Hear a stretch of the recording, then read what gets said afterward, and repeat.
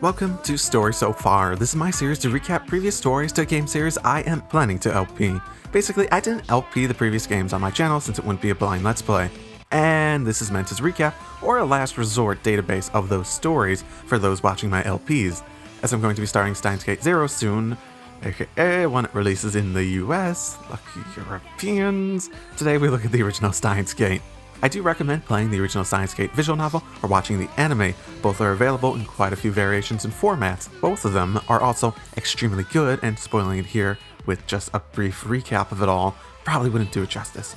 Also, I'll go ahead and plug my review for the original Steins Gate here if you're interested, and I'll never mention it again. As for now, spoilers beware. This is the entire story for Steins Gate through a brief though dramatic tale of time, space, and email.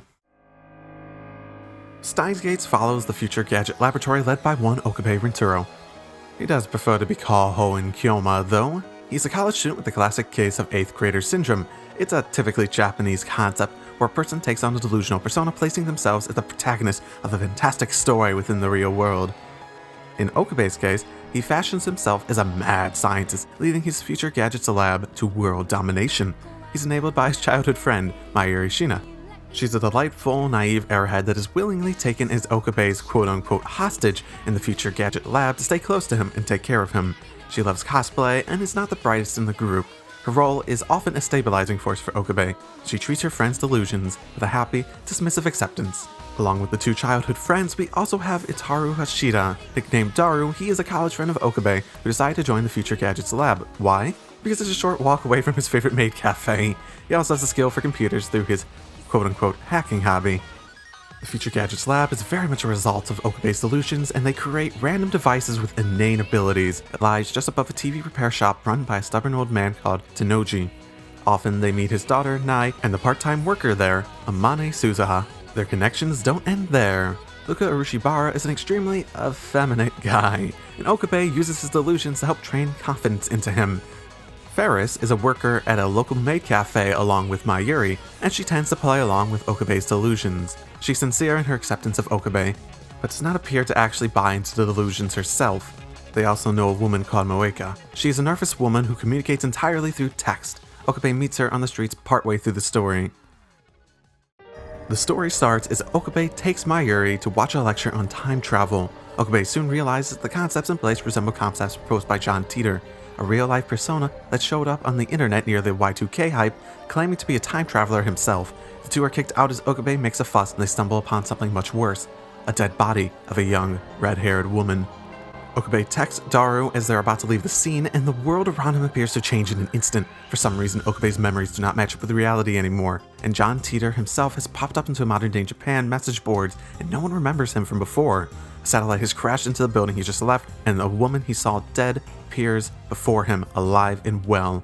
This woman is Kurisu Makise, and she is a genius physicist, university student that is sensible, calm, and holds an insatiable desire to experiment. After heated argument over the possibility of time travel, Okabe quickly alienates her, shockingly. In the meantime, the investigation into the oddities in Okabe's memories reveals that a recent project they made, a phone-controlled microwave, has the ability to send text to the past. They come into possession of an IBM 5100 computer at the same time. They also stumble upon CERN, a research organization that's been conducting human experimentation using the same phenomenon to actually attempt time travel in earnest. Using the IBM 5100, they can crack their database decryption to learn all this information. During this all, the ever-curious Kurisu stumbles upon their findings and hesitantly indulges herself in it during her stay in Japan. The research into the details of how it works and why it works are strenuous, as they must also keep a low enough profile to stay away from the ever-increasing threat that is CERN. As part of their testing of it, the time travel texting capability, dubbed D-Mail in this, is used to help the lives of Okabe's friends. The timelines change little by little as each person's wish becomes true, and Okabe is the only one who retains his memory through the process. Eventually, the group manages to rework D-Mail so they can digitize memories. By sending these memories into the past, they can, in a sense, time travel themselves. However, on the day of the device's completion, the laboratory is stormed by mercenaries from CERN. It turns out that Moeka, who had become a friend and inducted as a member of the lab, was working for CERN all along. Mayuri ends up dying, and Okabe quickly uses the new time travel device to try and save her. After countless attempts, it becomes evident that her death is unavoidable, and Okabe spirals into a depressive state. He He soon comes across the information that the modern John Titor is actually Amane Suzuha and is actually a time traveler. She explains how time is based on fixed points. Timelines can vary, but the fixed points define the current timeline.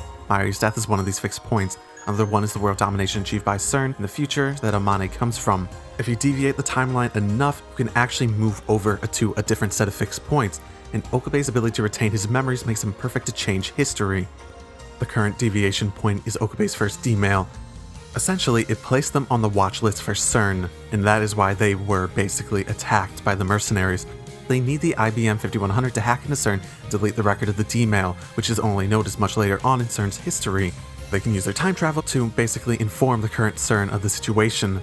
However, the one they found earlier disappeared through the D-mail timeline changes.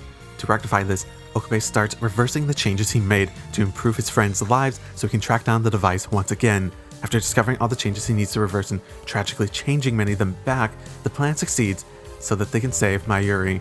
However, by going through the change, he would reverse the world to the one at the beginning of the game, the one where Kurisu dies. And at this point, he had already come and sacrificed so much of his friend's happiness for this goal.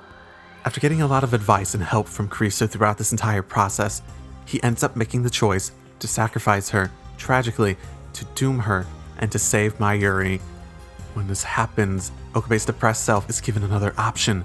Amane Suzuha once again shows up. This time she comes from a future dominated by a new time travel-based arms race triggering World War III. She offers another solution.